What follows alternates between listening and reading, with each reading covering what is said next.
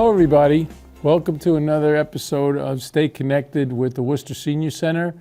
I'm your guest host, Dr. Michael Hirsch, the Medical Director for the Division of Public Health.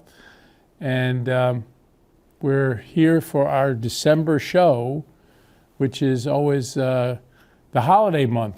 It seems like almost all the major religions have some kind of celebration around this time. And I tried to cover my bases with my attire today. First, I have my Worcester Together hat on, which I love. You may remember this was something that the United Way gave out as they gave their focus during the pandemic to keeping Worcester together. And they did a wonderful job and collaborated with the city government and the medical centers and a lot of the philanthropic agencies so that we could try to keep as many people safe in the city as possible. So I still think it's a really great concept, and I like the hat because it's got the green and the black and the red. So what is that about? Well, we'll talk a little bit about that. That's what I tried to do today. I wore a green sweater and a red shirt, so that is usually very synonymous with the feeling of Christmas, right? The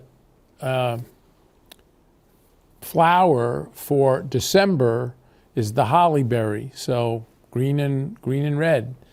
Now, in addition, I wore a Hanukkah tie because Hanukkah is celebrated this year in the beginning of December, and we can talk a little bit about origins of Hanukkah, but that lasts for 8 crazy nights, as the Adam Sandler song said.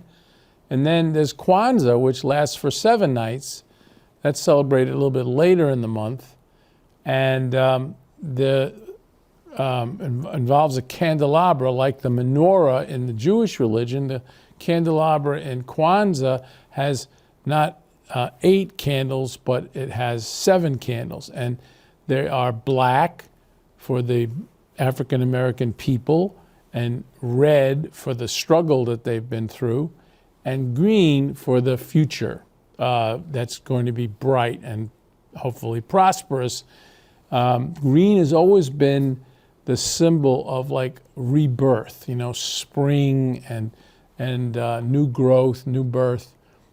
So that's why I think there's a lot of commonalities between the religions. And I wish more and more, especially with all of the terrible events going on in the Middle East, that we were able to find commonality in these religions instead of the differences in the religions. But that being said, that's what I tried to rock today in my attire. But all the religions, going back into the pagan times when they weren't organized in a way that was kind of more modern, we're very afraid of this time of the year because the weather was cold. In the northern hemisphere, there was snow. There were paucity of food. You had the hope that the harvest during the fall months gave you enough food to get you through the winter. And they had usually big celebrations around the time of the winter solstice, which is usually around December 21st, and that's the shortest day of the year, and that's when the celebration of the resilience of the people to get through the winter is recognized. And that's very much why I think many of the religions have adopted a December kind of holiday to commemorate that kind of feeling of resilience. So Kwanzaa is all about that. It's all about the struggles of the African American people to overcome slavery and racism. In the Jewish religion, the Hanukkah holiday was a celebration of a group of freedom fighters called the Maccabees, led by Judah Maccabee. The word Maccabee is the hammer in Hebrew, Judah the Hammer. And he was called that because he was a fearless fighter, and he fought off the empires of Syria, Greece, and Rome to free the temple in Jerusalem, which was the holiest place in the Jewish religion. The temple had been ransacked essentially, and there was very little oil left for the eternal flame that was tended to by the priests and rabbis of the temple, who had all been killed or run off when Judah captured the temple, recaptured the temple. And miraculously, this little bit of oil that they had lasted 8 days until new oil could be created. Had to be specially prepared by the rabbis. So the fact that this lasted 8 days is why we have 8 candles and 8 crazy nights, as Adam Sandler said in his Hanukkah song, to celebrate the victory of the Maccabees. And of course, the Christian religion celebrates the birth of Christ on December 25th. And it's supposed to be the kind of second chance for all Christians, because he came here as Son of God, birthed by the Virgin Mary to help us wash away our sins. And it's a very joyous time in all 3 of those religions, a joyous time. And it's a really wonderful month if you're working, if you're a parent, if you're a grandparent, if you're just hanging out at home, because everybody seems to get that nice spirit of joy and kind of the desire to be with family. It started with Thanksgiving last month, and it kind of leaches into December. Music all turns into beautiful holiday music. I love this holiday music. And as a new grandpa myself, with my 2 little granddaughters, I started playing some of this music after the Thanksgiving holiday, and you can just see how they just love it. They love the rhythm, they love the bells. So what could be wrong with December? Well, Dr. Debbie Downer Hirsch is going to tell you what could be wrong with December, because it's a little bit shaky right now as to which way we're going as far as public health goes. Why am I saying that? Well, as we record this is towards the very end of November that we're recording this, there's an outbreak of an upper respiratory disease in China, which was the source, as many of you know, of COVID, an upper respiratory disease that is not COVID, but is taking its toll on a lot of people, throwing them into the hospital. It doesn't seem to be as deadly as COVID, but we haven't identified an agent yet, a bacteria or a virus that's causing it. And there's a lot of concern, just as it was back in November of 2019, that this could, escape China and cause all of the havoc that we had with the pandemic. I thus far, I'm not as worried about it as I was back then, but never say never. So it's a little bit unsure. There's also an outbreak of upper respiratory tract diseases in Europe in children. They're having a big bump in childhood admissions. It doesn't necessarily seem to be the RSV virus, which caused us to have a big bump like that last year. But again, they haven't identified the offending agent. We are seeing cases of RSV and flu going up here in the United States. And COVID has been kind of steadily, slowly decreasing, certainly here in the Northeast. In Worcester, our COVID numbers are down like 300% over the last 2 months, which is fantastic. Admissions are down, and the severity of the cases are down. So we're not seeing many of the COVID cases that come to the hospital needing to be on a ventilator or needing to be in the ICU. So I think that there's enough community immunity, as Dr. Morse, our venerable Department of Public Health chief for many years, said, coined that phrase, community immunity. I think that there's enough community immunity around because of people either having gotten vaccinated extensively or having had a case or two of COVID, that we're not going to see the same kind of big jump in the numbers going into the new year. I would still strongly advise that people get their boosters up to date. The new monovalent Moderna booster is very effective against the Omicron family of the COVID virus, and that's the one that's kind of been plaguing us for the last year and a half. I got mine in September, and I luckily felt pretty good, but I have a story to tell you about that in a minute.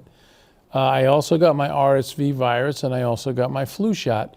And the numbers of people that are taking advantage of these vaccines that are available is much lower than we would like. It seems that people are either tired of vaccinations, not worried that they're going to get sick because they've had all these things before. But I tell you, RSV is a tough one. And if we do see a big bump in it, it will be a shame because it is something that affects children much more, but adults can get it and carry it around to the kids. And unfortunately, the kids can get it and get very sick.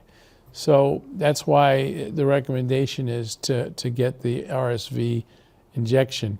There is a special RSV antibody that we're able to give kids now, but it's in rare supply, and that's one of the issues. Is it's not widely distributed enough yet.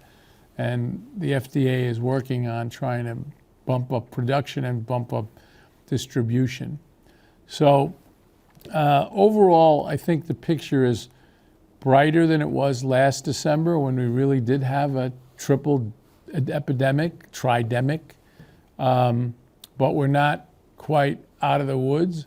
I don't know what the new normal is going to be. This might be the new normal, that every winter we're like sitting on pins and needles. Is RSV going to go crazy? Is COVID going to go crazy? Flu never seems to change. It always has a certain background number, and we do lose people from the flu. So again, it's the high-risk people, the people with cardiopulmonary disease, the people with immune compromise, the people that have baseline respiratory problems like COPD. These are the people that are less likely to do well with the flu. So I would urge you to get your vaccinations wherever you can. It's very easy at the local chains of drugstores, and most insurance companies will offset the cost of this virus. You have to fill out some paperwork, obviously. So the vaccinations generally are free in essence. So let me tell you my little cautionary tale. I spent Thanksgiving in Pittsburgh, where my daughter and son-in-law live, with our first grandchild, who's 11 months old. And we drove there. We celebrated for a few days. But suddenly, the day after Thanksgiving, I started to have a tickle in my throat. I didn't feel quite right, and I was worried that I might be getting a cold, but even more so, with all the experience I've had I also was worried that could I have gotten COVID. Now, we didn't fly, we didn't go on a plane, but I did go to a couple of kind of community events the week before here in Worcester, and I wasn't wearing a mask because they were outdoors. So I didn't want to take a chance in exposing my granddaughter to anything. So we took a cut short our stay for 2 days, and we drove home here to Worcester. And the next day after I had that tickle, I really felt like I had something more, like a cold, essentially. I didn't have a fever. I wasn't having problems keeping liquids down or eating or anything. I just felt not so great. And I tested. I tested one day, and my COVID testing was negative. But the current recommendation is don't go with just one test, especially if you still have symptoms. So 2 days later, I still had symptoms. I tested again, and I tested negative. And then the next day, I started to feel better, and I'm just about 95% back today. So what I'm saying is, I think that's the change in our thinking now. When you have cold symptoms, you can't assume that it's just a common cold. And if you have at-risk people around you, you don't want to expose them to this cold, even if it's not COVID. So that's what you do, is you get back into your environment and isolate for a couple of days, take some tests, and hopefully you get better. If you test positive, you call your primary care physician, and if you're certainly over the age of 55, I would say get yourself a prescription for Paxlovid, the oral medication that can help reduce the symptoms of COVID. So I was glad I tested negative, and I'm glad I took that precaution because of how I felt, that I didn't expose anybody, and nobody in my Pittsburgh family is sick.